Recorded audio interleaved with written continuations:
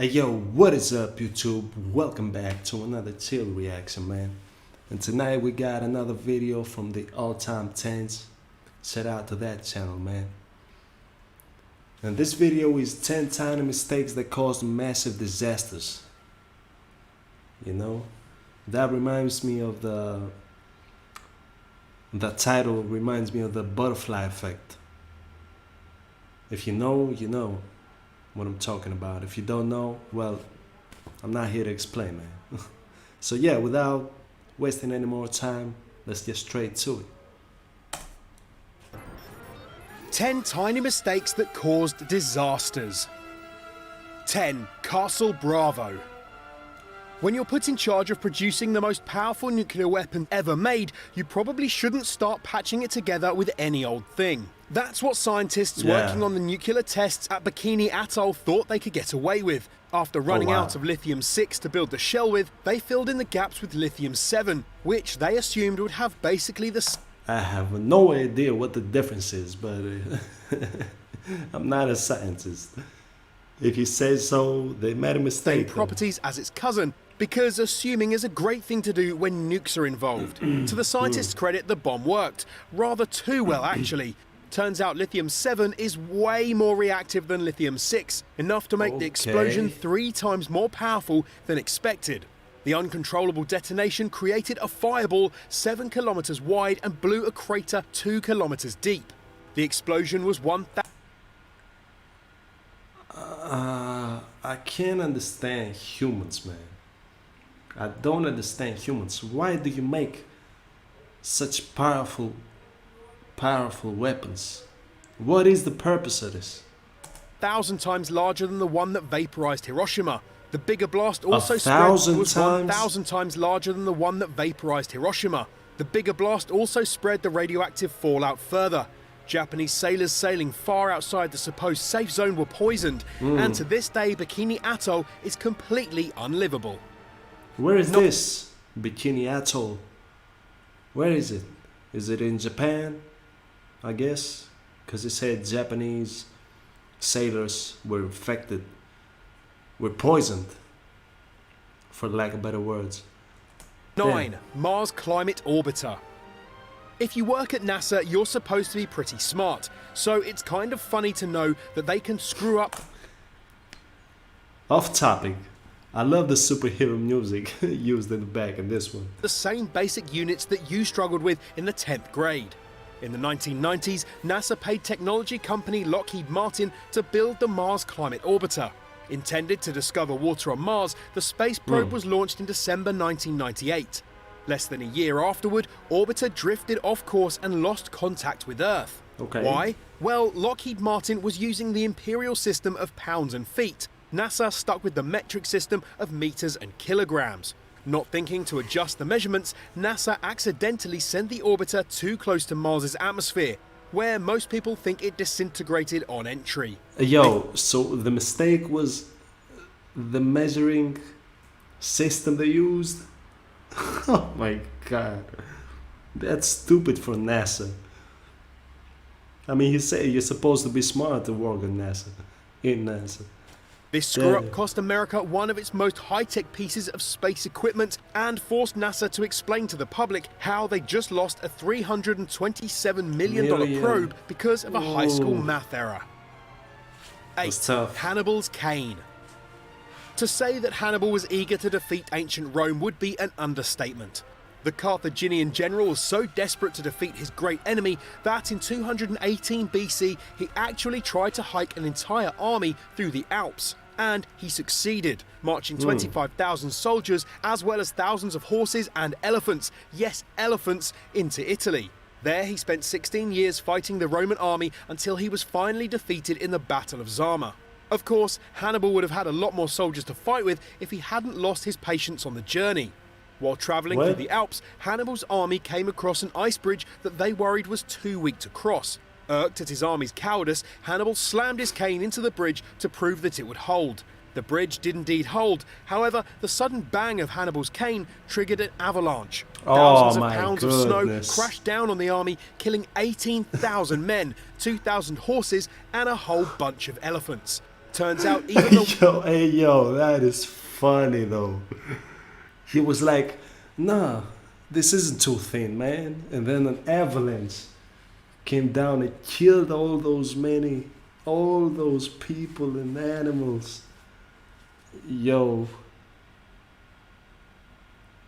Turns out even the wisest of the tacticians still get road rage. Yep. the wisest of tacticians still get road rage. My 7. God. Yo, imagine that. I don't know. I found that way too funny, man. He was trying to prove to his soldiers that they were wrong. Oh my God. Halifax explosion. On December 6, Okay. 1917, the SS Immo set off from Halifax Harbour in Canada. Already 2 days late due to a coal shortage, the Norwegian ship started speeding ahead, keen to make up for lost time. That would have been fine had a French ship full of explosives not been entering the harbour at the same time. Even then, tragedy could have been averted had a British tugboat not been bobbing around in the same waters. With the choice to hit either the tugboat or a ship literally full to the brim with explosives, the captain of the Immo sailed straight into the French vessel. Because crashing into a tugboat is apparently more deadly than hitting the SS going to blow up. The collision created the largest unintentional explosion ever made, with a fireball Wow. that could be seen 220 miles away. The blast wiped out 2,000 people and injured another 9,000. Yo. 6. Damn. Bay of Pigs.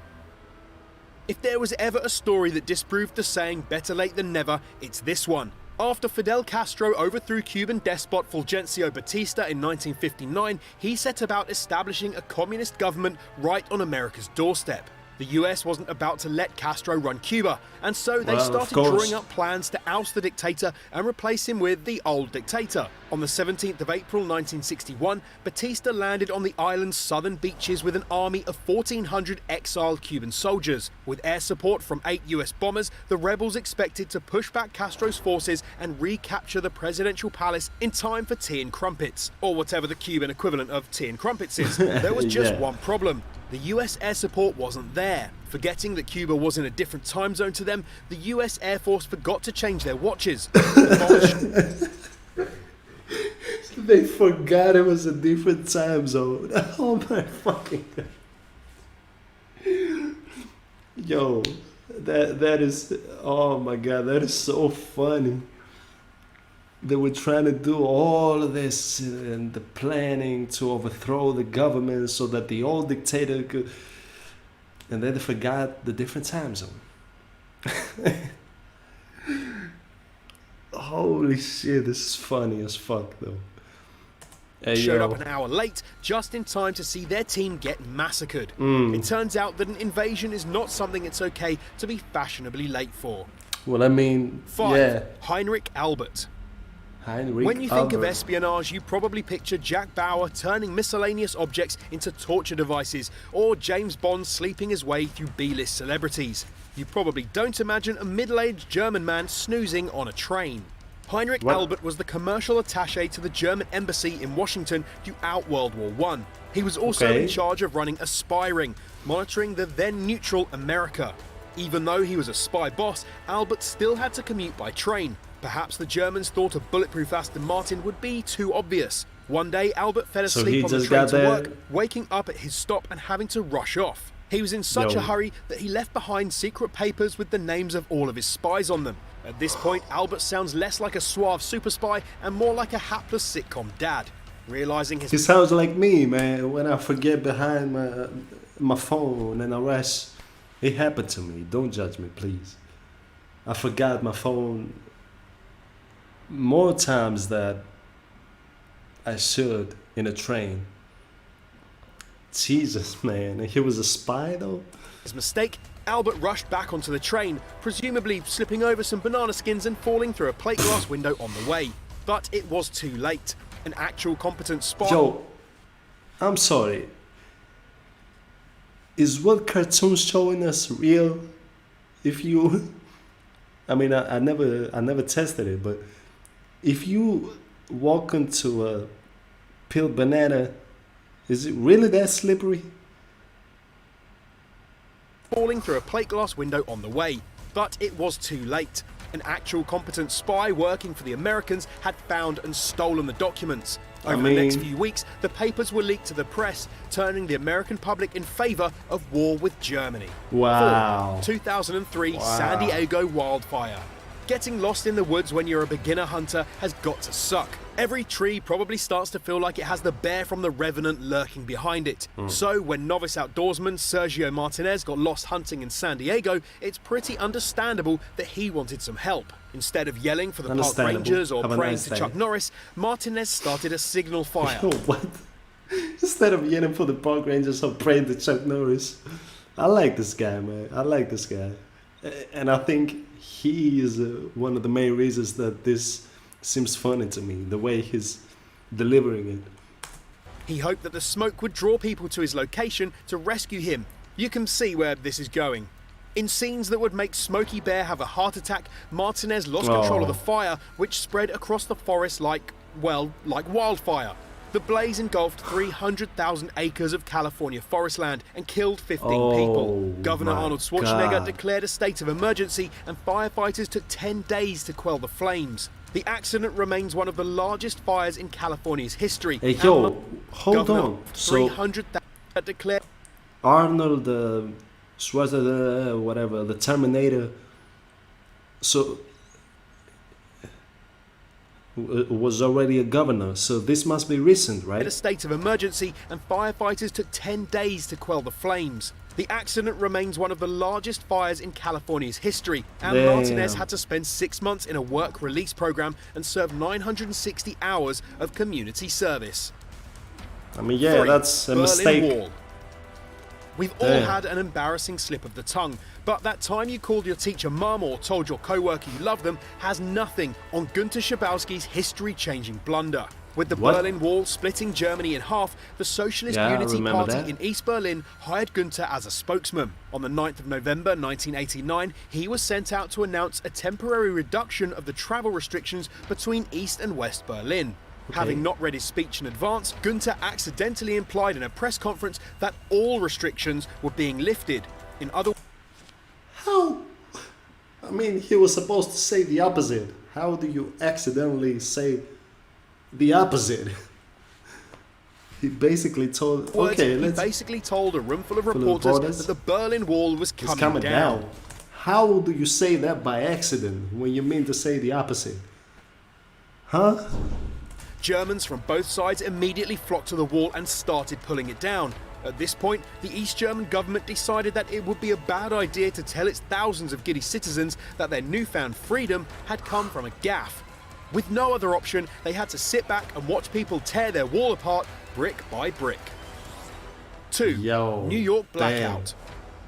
They say lightning doesn't strike twice, but on the 13th of July 1977, lightning struck the New York Con Edison electric facility 3 times in a row. The surge of electricity overloaded the station and plunged New York into darkness and 25 hours without electricity.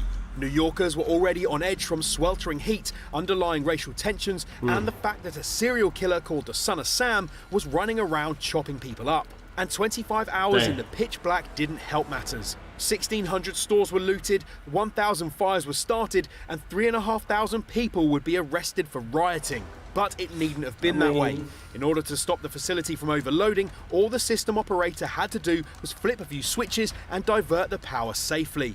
Unfortunately, the person on duty that night flipped the switches in the wrong order, plunging New York into total chaos and violence. I mean, that's not that bad, like the previous guy who was supposed to say the restrictions between the East and West Germany, and he just said the opposite in accident. Or the previous guy with the wildfires. Or, damn, man, though. This is... 1. Wow. B-2 bomber. People are stupid. We're all idiots. Everybody. Even if you are, in CIA or whatever, if you work with NASA, like one of the previous examples, everybody can be stupid at times, man. There are things that slip over our minds, and but this is funny. I love laughing at humanity's dumbness. You could argue that the first mistake here is spending $1.4 billion on a jet that can't be flown in humid conditions. But if you're going to waste $1 billion on a weapon of war that's more delicate than Kanye West's ego, you could at least take good care of it. Okay. That's what the US Air Force failed to do while flying a B-2 stealth bomber over Guam. Prior to takeoff, the maintenance crew noticed some water droplets on one of the plane's sensors. Probably thinking that this massively expensive jet couldn't be taken down by a little moisture, the crew neglected to wipe the sensor down. Well, it turns out that the massively expensive jet can totally be taken down by a little moisture. The water messed with the sensor, which was responsible for a little thing called the flight control system. After takeoff, Yeah, that's a little thing. I mean, the B-2 shot up far steeper than expected and suddenly stalled. Plummeting to Earth, the plane smashed into the ground and became $1.4 billion of fire. Is that the real footage to though? Earth, the plane smashed into the ground and became Could be. $1.4 billion of fire and scrap metal. Fortunately, both pilots ejected in time and survived, but we're not sure if the same can be Thankfully. said for the careers of the maintenance crew. That was 10 tiny mistakes that cause disasters. Which screw up was your favourite? Let us... Hey yo, look, I think the guy explaining all the stuff is what made it so funny to me. But at the same time, like I said, man, I love, it's funny, it is funny, seeing how dumb people can be. And not just everyday people, I mean these people were supposed to be experts at what they do, right? But everybody makes mistakes though, you know, everybody does. So yeah, man, I really enjoyed that. If you did also, support your boy as always, like I said, man. Make sure to subscribe, hit the bell, leave a like, leave a comment. If you feel like it, of course. And yeah, till the next one, make sure to stay calm, stay chillin', stay blessed, and peace.